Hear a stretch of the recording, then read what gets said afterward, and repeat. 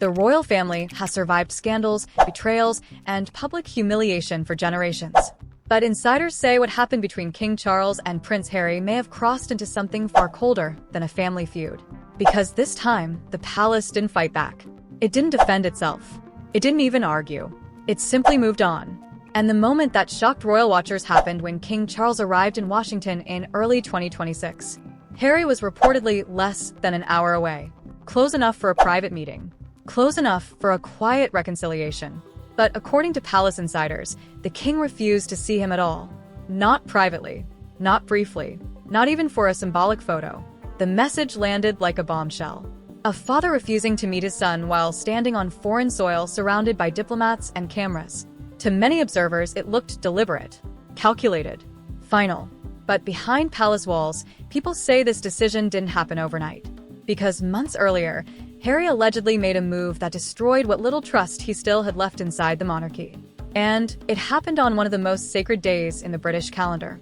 Remembrance Sunday has always carried enormous emotional weight in the United Kingdom.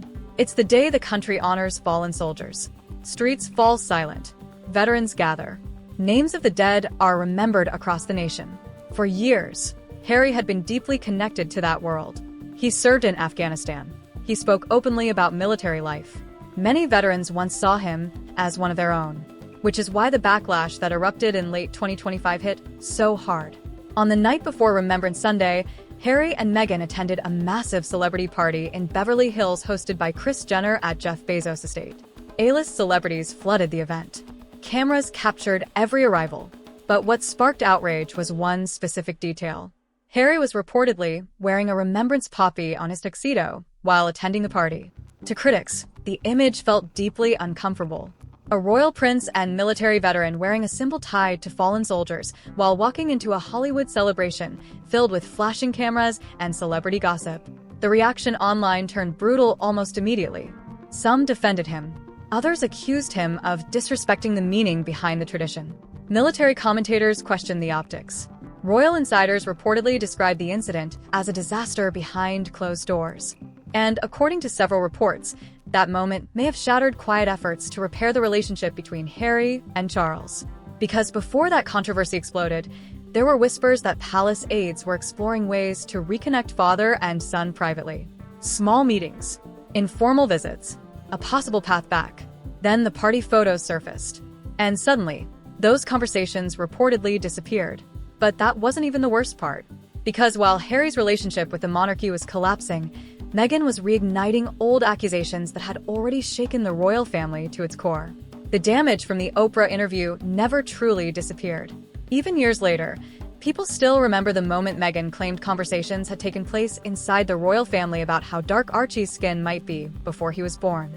The accusation triggered global outrage instantly. Harry later confirmed the conversations happened, though he refused to reveal who made the comments. That single interview changed everything. Then came the claims that Meghan was emotionally falling apart behind palace walls.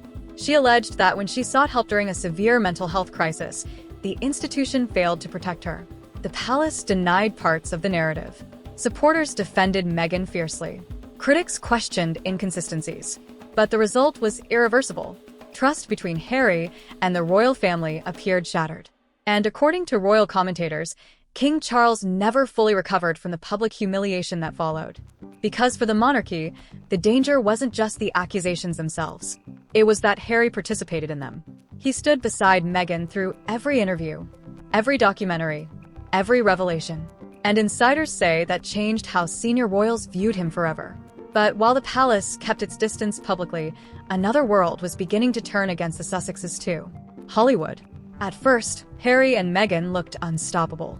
Netflix deals, Spotify contracts, magazine covers, billion-dollar connections. For a moment, it seemed like they had successfully escaped royal life and rebuilt themselves as global power players. Then the cracks started showing. The Spotify partnership collapsed after producing far less content than expected. Reports surfaced claiming executives were frustrated behind the scenes. Public criticism followed. Netflix projects reportedly stalled in development. Planned ventures struggled to generate excitement. Even some former supporters in media circles appeared to quietly step back. Then rumors began swirling about tensions inside WME, the powerhouse agency representing Meghan. Industry insiders claimed executives grew frustrated with constant crisis management and unrealistic expectations. Reports suggested top figures within the agency had started distancing themselves from direct involvement. None of it was officially confirmed in full detail, but in Hollywood, perception spreads faster than facts.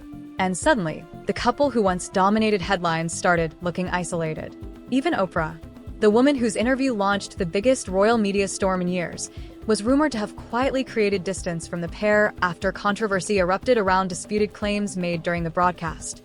The shift was impossible to ignore. Harry and Meghan had left royalty to build influence in America. Now, even that world seemed uncertain about them. And as pressure mounted financially and publicly, critics began accusing the couple of something Harry once swore he would never allow: using their children for attention. For years, Harry spoke passionately about protecting his family from media exposure. He compared press intrusion to the trauma surrounding Princess Diana's death. He launched legal battles over privacy and security, which is why some observers were stunned when personal videos and images featuring Archie and Lilibet began appearing more frequently online. Supporters argued the couple was simply sharing controlled glimpses of family life. Critics saw something else. They accused Harry of abandoning the very principles he once built his identity around. The backlash grew especially intense after Easter videos posted online sparked endless debate across social media. Viewers dissected everything from the children's appearances to the staging of the footage itself. But beneath all the arguments was one recurring comment that spread everywhere. People thought the children looked isolated. And whether fair or unfair, that perception added to the growing narrative that the Sussex brand was becoming increasingly disconnected from both Hollywood and the royal family. But while all of this chaos unfolded in California, the monarchy was quietly making a move that may have hurt Harry more than any headline ever could. It found someone else. For years, many believed Harry still held leverage over the royal family. King Charles had slimmed down the monarchy. Fewer working royals meant fewer people available for public duties.